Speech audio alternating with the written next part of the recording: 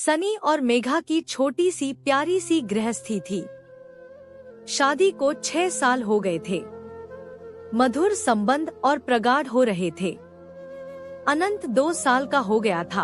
अब एक और मेहमान बस 4 से 5 महीनों में आने वाला था। खुशी खुशी जीवन की बगिया महक रही थी। सनी मेघा का बहुत ख्याल रखता था।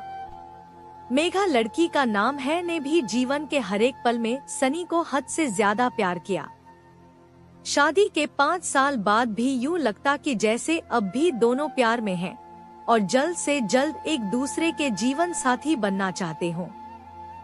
रिश्तेदारों और करीबी दोस्तों के अलावा शायद ही कोई समझ पाता था कि दोनों पति पत्नी हैं।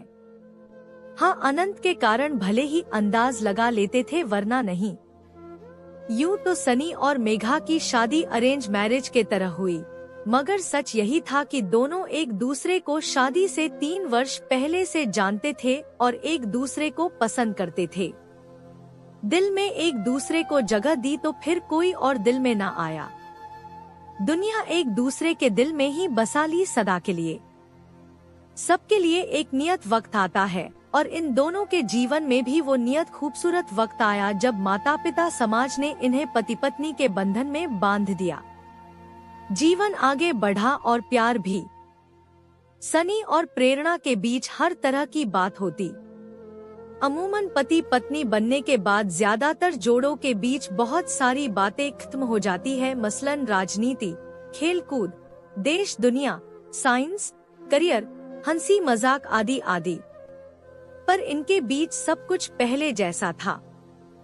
हंसी मजाक, ठिठोली, वाद विवाद, एक दूसरे की टांग खिंचाई, एक दूसरे को खास बातों पे सलाह देना लेना, साथ घूमना फिरना, एक ही प्लेट में खाना, एक दूसरे का इंतजार करना आदि सब कुछ बहुत प्यारा था सनी और मेघा के बीच।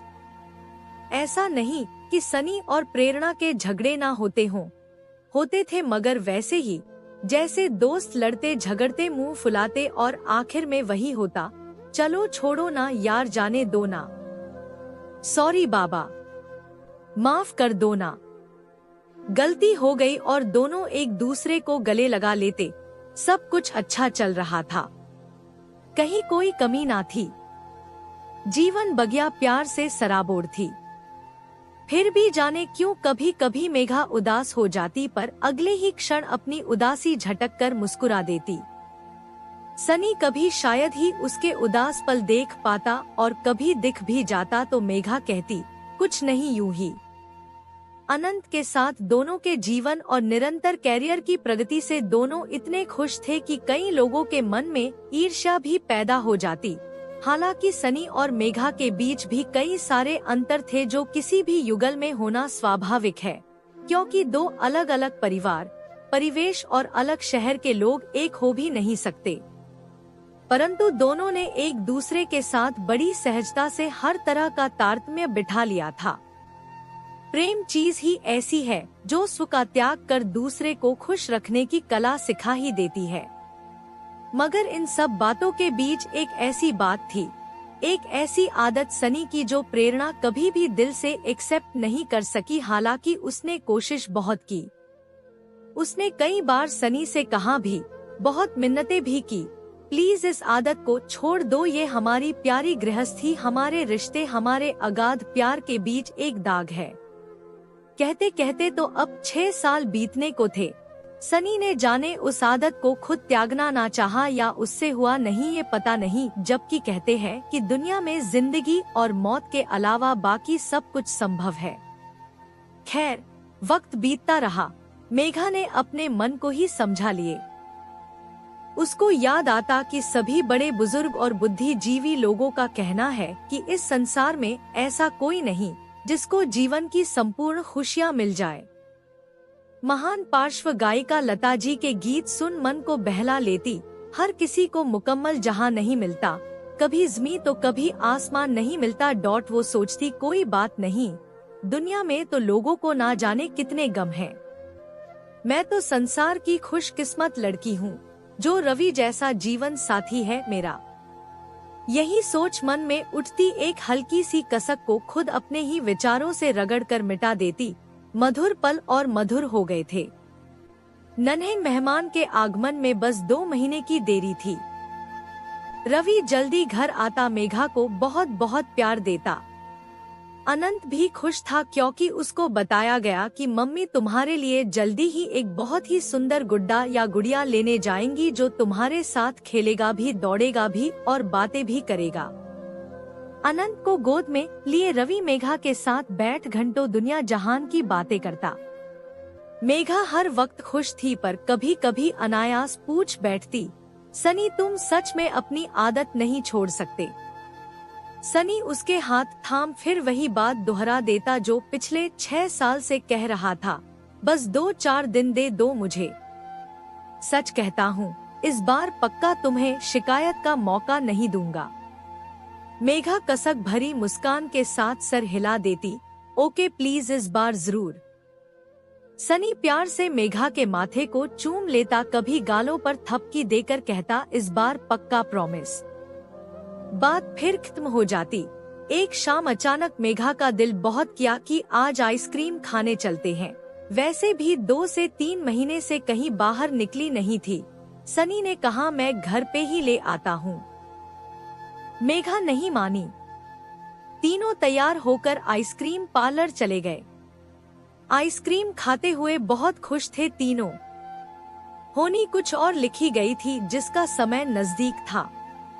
तीनों घर वापस आए। अनंत तो खेलकूद कर निढाल होकर आते ही सो गया। प्रेरणा के दिल में आज फिर एक सोई हुई ख्वाहिश जगी।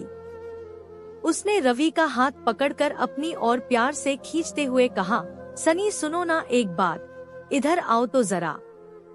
पर रवि ने पुरानी आदत के अनुसार हाथ छुड़ाते हुए कहा, रुको मेघा बस 5 मिनट, मैं अभी आया, बस अभी तुम्हारे ही पास आकर बैठता हूँ।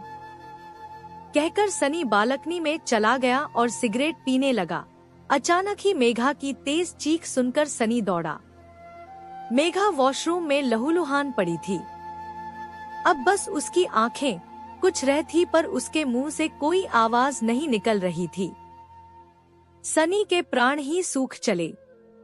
उसने घड़ी भर बिना देर किए एम्बुलेंस बुलाया और मेघा को कुछ ही पल में हॉस्पिटल पहुंचाया गया। तत्काल इलाज शुरू हुआ। सनी तब तक अपने माता पिता और मेघा के घरवालों को भी खबर कर चुका था। सभी आ गए। सभी मेघा के लिए चिंतित और दुखी थे। उधर अनंत घर में अकेला था। सिर्फ नौकरों के भरोसे छोटा बच्चा नहीं रह सकता, इसलिए सनी की मां को घर जाना पड़ा। इधर डॉक्टर्स मेघा की कंडीशन को अब भी खतरे में बता रहे थे। बच्चा पेट में खत्म हो गया था। डॉ ने ऑपरेशन कर दिया था और अब मेघा को बचाने की कोशिश में जुटे थे। थोड़ी देर अनंत को लेकर मां पुनः हॉस्पिटल आई। मां ने सनी के हाथ में एक पेपर देते हुए कहा, ये तकिए के नीचे रखा था शायद। अनंत के हाथ में खेलते हुए आ गया। कोई जरूरी चीज हो शायद, ये सोच में लेते आई। माँ पढ़ना नहीं जानती थी सो रवि पढ़ने लगा। उसने पहचान लिया, ये मेघा की लिखावट थी और जगह जगह स्याही ऐसे बिखरे हुए थे कि लग रहा था उसने रोते रोते ही ये सब लिखा है। अरे ये तो अभी शाम को लिखा है उसने। क्योंकि मेघा की आदत सभी जानते हैं, वो कुछ भी लिखती है तो उस पे अपने साइन करके नीचे तारीख और समय भी लिखती है।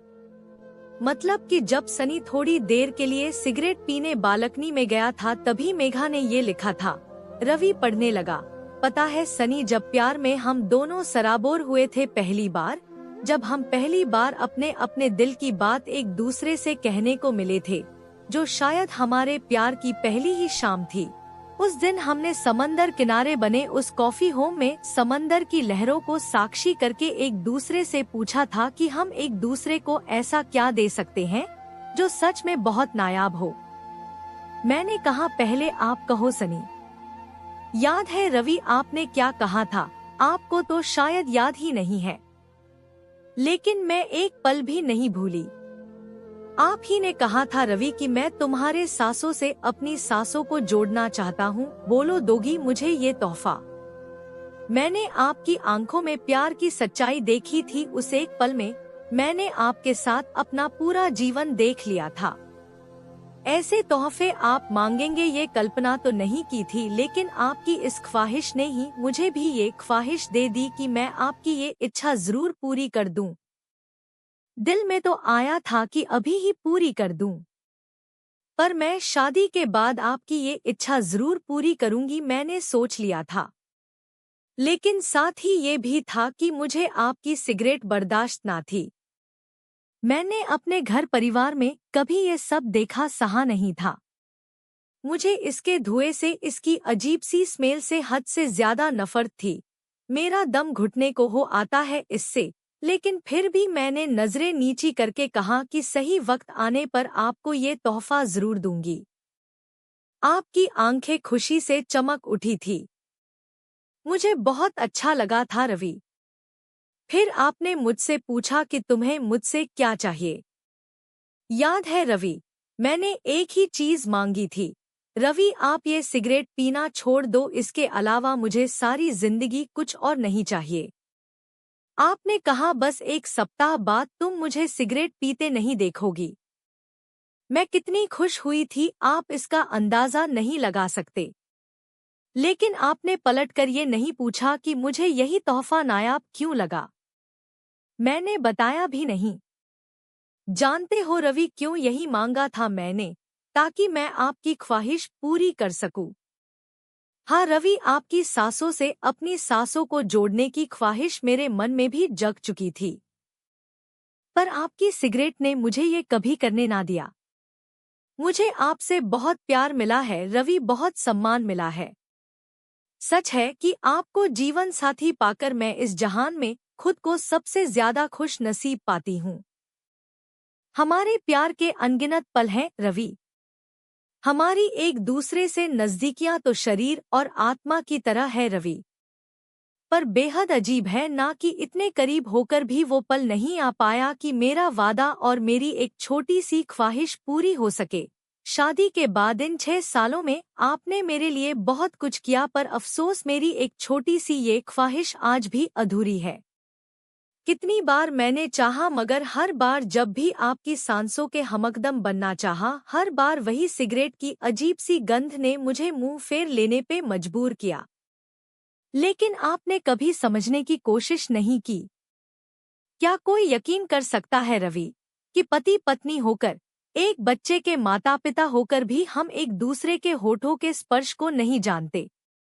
लोग हंसेंगे कि ये क्या बकवास है। भला ये 6 साल के दाम्पत्य जीवन में ऐसा पल ना आया हो?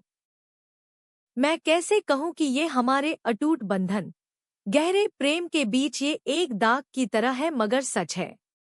आप नहीं समझोगे रवि, लेकिन मैं अब समझ गई हूँ। आप मुझे भी शायद छोड़ सकते हो, लेकिन सिगरेट को नहीं, कभी नहीं। मैं फिर आज इसलिए लिख रही हूँ रवि, क्योंकि आज हद से ज्यादा दिल मचल गया था और लगा था कि आपने आज तो बहुत देर से सिगरेट नहीं पी है। शायद आज एक बार ही सही मेरी ख्वाहिश पूरी हो जाएगी। लेकिन आज भी आप हाथ छुड़ाकर सिगरेट उठाकर चल दिए। मैं रोना चाहती हूँ, चीख कर पर नहीं रो सकती। शायद हमारे अगाध प्रेम में ये शोभनीय नहीं होगा। मैं बांटना चाहती हूँ अपना ये दर्द, मगर क्या ये किसी से कहना उचित लगेगा? बेहद अपमानित महसूस करने लगी हूँ आपकी सिगरेट के सामने अपने आप को। कोई तरीका नहीं है मेरे पास अपने इस अधूरी ख्वाहिश का दर्द बांटने के लिए, सिवाय इसके कि पन्ने पे उतार कर दिल हल्का कर लूं। जबकि जानती हूँ पहले की ही तरह कुछ देर बाद इसको भी फाड़कर फेंक दूंगी, पर कोई बात नहीं, दिल तो हल्का हो जाता है। I love you Ravi, love you always. पढ़ते पढ़ते रवि बेहिसाब आंसुओं में डूब गया। उसे आज एहसास हुआ उसके सिगरेट के लत के कारण क्या से क्या हो गया। उसके मन में सारे घटनाक्रम प्रत्यक्ष हो उठे। रवि के सिगरेट लेकर चले जाने के कारण मेघा को आज बहुत ज्यादा बुरा लगा। उसके आंखों से आंसू छलक आए। उसने पेपर पेन उठाया और अपने मन की सारी बात उस कागज पे उड़ेलकर अपने मन को हल्का कर लिया। जब तक रवि सिगरेट खत्म करके कमरे में वापस आने वाला था। मेघा का चेहरा आंसुओं से भीग गया था। वो उठकर मुंह हाथ धोने चली गई। जब वो वॉशरूम से वापस आने लगी, ना जाने कैसे उसका पैर फिसल गया। ये उसकी संतप्त मन की दशा थी, या महज प्रेगनेंसी के कारण उसको चक्कर आया होगा, या कि उसकी जीवन की इतनी ही अवधि तय थी। ये तो परमात्मा को ही पता था, या फिर खुद मेघा को ही। रवि पागलों की तरह डॉ से कह रहा था, मेरी प्रेरणा को बचा लो, मेरा सब कुछ ले लो, मेरी जान भी उसको दे दो, मगर बचा दो उसको। लेकिन ये नहीं हो सका। 8 घंटे के अथक प्रयास के बाद डॉ ने आकर कहा, हमने बहुत कोशिश की लेकिन हम हार गए। मेघा के पास अब ज्यादा समय नहीं, उससे मिल ले आप लोग। रवि बदहवास मेघा के पास पहुंचा। मेघा की आंखें शून्यता से भरी थी। रवि ने उसका हाथ थामा और पागलों की तरह कहने लगा, मेघा मुझे छोड़कर मत जाओ, मत जाओ मेघा, मैं तुम्हारी हर बात मान लूंगा आज से, अभी से। अब नहीं टालूंगा, एक सेकंड भी नहीं। बस मत जाओ, मत जाओ मुझे छोड़कर। मेघा की आंखें रवि के चेहरे पे टिक गई। वो बहुत मुश्किल से जरा सा मुस्कराई और अपने होठों पे एक मासूम सी ख्वाहिश सजाए हमेशा के लिए खामोश हो गई।